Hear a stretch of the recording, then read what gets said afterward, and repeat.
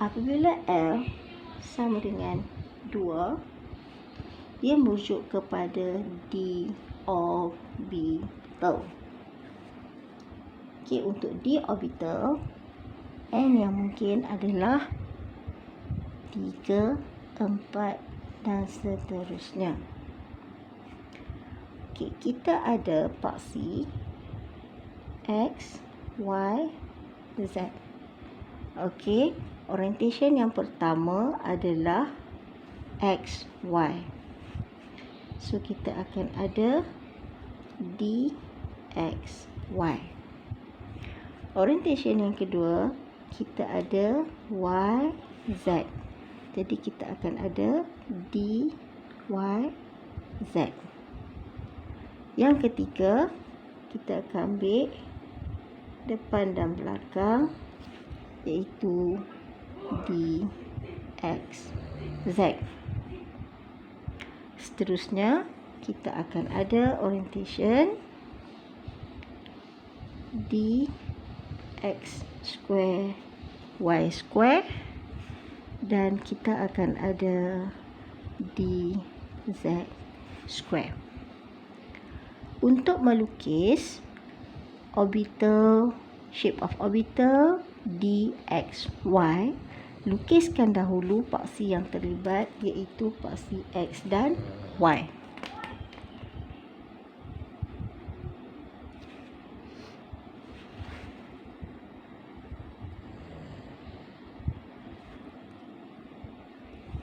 Okey, di antara X dan Y ni, kita akan lukis macam bentuk dumbbell, tapi akhirnya kita akan dapat bentuk clover leaf.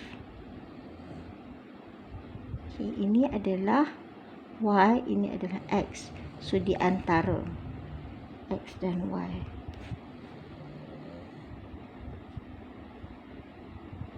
Okay, paksi yang tidak ada, kita lukis akhir sekali, iaitu paksi Z.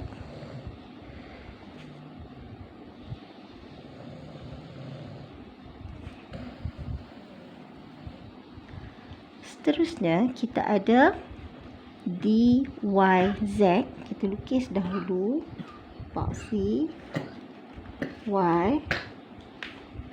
Diikuti paksi Z. Dan di antara Y dan Z, kita akan lukis clover leaf. Ya, kita macam dumbbell lah di antara Z dan Y, Y dan Z.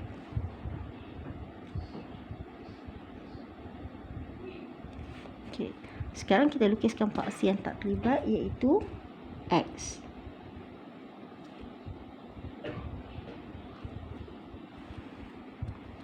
Untuk DXZ, kita akan lukiskan paksi iaitu X dan Z.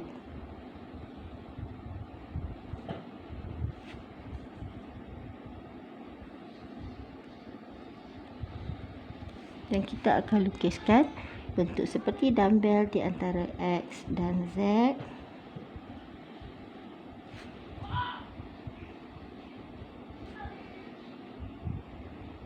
Dan diakhiri dengan paksi Y.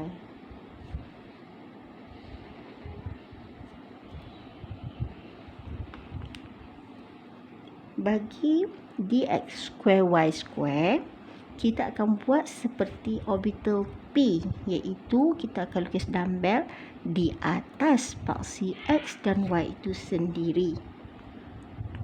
Saya akan lukis dumbbell pada orientasi X.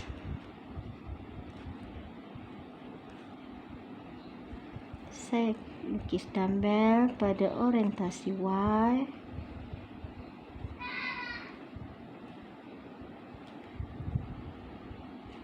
Dan akhir sekali paksi Z. Dan untuk dz square, saya akan lukiskan bentuk seperti dumbbell di atas paksi Z. Tetapi kita akan letak satu ring di tengah-tengah ni. Okey. dan diakhiri dengan paksi yang tak terlibat iaitu X dan Y.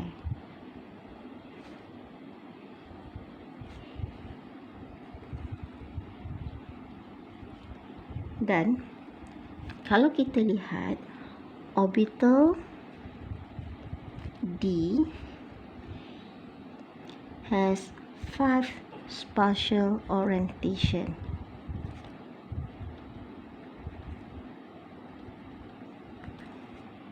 Iaitu D, XY, D, YZ, D, XZ, D, X square, Y square dan D, Z square. Maka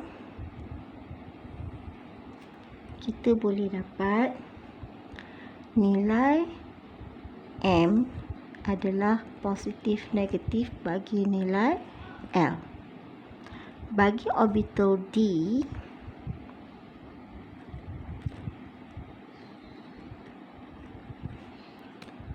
L adalah sama dengan 2.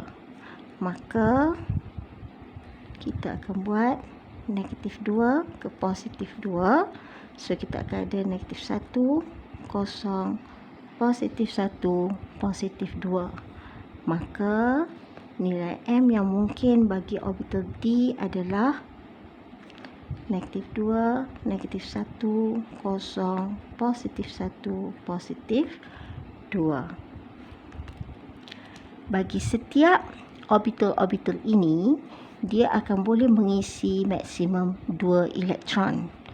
Jadi, apabila DXY boleh mengisi 2 elektron, DYZ boleh mengisi 2 elektron, DXZ boleh mengisi 2 elektron, DX square, Y square juga boleh mengisi maksimum 2 elektron, DZ square boleh mengisi 2 maksimum elektron.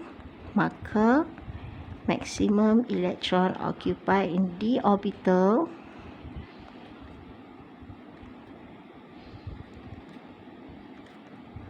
adalah 10 electrons.